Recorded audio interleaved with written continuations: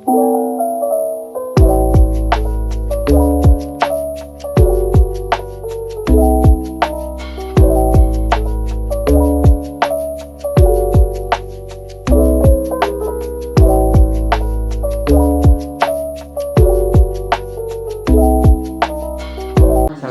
warahmatullahi wabarakatuh.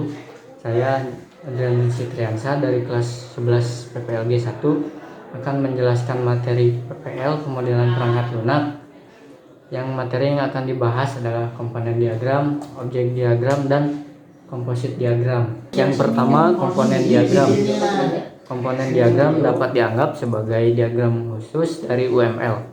Diagram ini tidak menggambarkan fungsi-fungsi dari sistem, melainkan menggambarkan komponen-komponen yang digunakan untuk membuat fungsi-fungsi yang dapat berjalan. Selanjutnya, komponen diagram digunakan untuk menggambarkan komponen yang perlu agar fungsi tersebut dapat bekerja. Penjelasannya, diagram ini menunjukkan bagaimana komponen saling terhubung agar sistem bisa berfungsi. Fungsinya lebih menggambarkan ke implementasi statis dari sistem. Dapat disimpulkan bahwa komponen diagram dapat digunakan untuk tujuan berikut. 1. Memodelkan secara visual komponen-komponen yang ada di dalam sistem. 2. Membangun komponen yang dapat dijalankan atau eksekusi dengan menggunakan proses rekayasa maju atau forward engineering dan rekayasa mundur reverse engineering. 3. Menggambarkan pengorganisasian komponen dan hubungan di antaranya. Komponen adalah elemen utama dari sebuah komponen diagram. Komponen diagram menggunakan simbol kotak. Yang kedua, antarmuka. Antarmuka adalah komponen yang digunakan oleh perangkat lunak untuk menghubungkan sebuah komponen. Tugasnya yaitu menjalankan sebuah fungsi dengan pengguna package. Package digunakan untuk menggambarkan suatu komponen-komponen di organisasi. 4. Relasi menggambarkan hubungan atau komunikasi antar komponen-komponen yang ada di komponen diagram.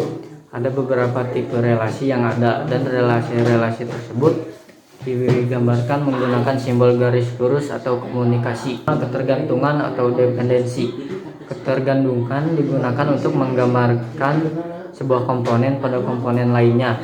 Ketergantungan digambarkan dengan menggunakan simbol tanda panah dengan satu garis putus-putus seperti yang ditunjukkan oleh gambar 319. Selain elemen-elemen di atas, beberapa perangkat lunak pemodelan UML mungkin memiliki elemen lain dengan simbol-simbol tersendiri, atau mungkin saja menggunakan simbol yang berbeda dengan simbol yang dijelaskan di atas.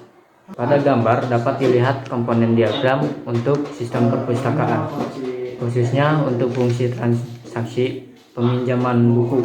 Ketika sistem digunakan untuk mencatat peminjaman buku, komponen yang terlihat antara lain komponen transaksi untuk mencatat peminjaman. Kedua, objek diagram. Objek diagram merupakan turunan dari kelas diagram. Oleh karena itu, selain itu, ketika menggambarkan sebuah objek diagram, ada beberapa hal yang perlu diperhatikan. 1. Objek diagram terdiri atas objek-objek. 2. Link antar objek digunakan untuk menghubung objek-objek.